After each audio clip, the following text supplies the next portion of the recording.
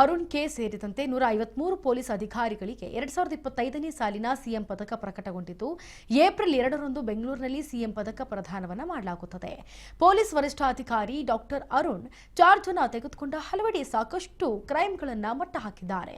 High voltage ಕೇಸ್ಗಳನ್ನು ನಿಭಾಯಿಸಿ ಸೈ ಎನಿಸಿಕೊಂಡಿದ್ದಾರೆ. ಯಾವುದೇ ಒತ್ತಡಕ್ಕೆ ಒಳಗಾಗದೆ ಯಾರ ಪರವೂ ನಿಲ್ಲದೆ ನ್ಯಾಯದ ಪರ ಕಾನೂನಿನ ಪರ ಕೆಲಸ ಮಾಡಿದ್ದಾರೆ ಡಾಕ್ಟರ್ ಅರುಣ್ ರವರು. ಪೊಲೀಸ್ ಇಲಾಖೆಯಲ್ಲಿ ಮಹೋನ್ನತ ಸುಧಾರಣೆಗಳನ್ನು ತಂದಿದ್ದಾರೆ. ಜನಸ್ನೇಹಿ ಪೊಲೀಸ್ ಎಂಬ ಹಿರಿಮೆಯನ್ನ ಗಿಟ್ಟಿಸಿಕೊಂಡಿದ್ದಾರೆ.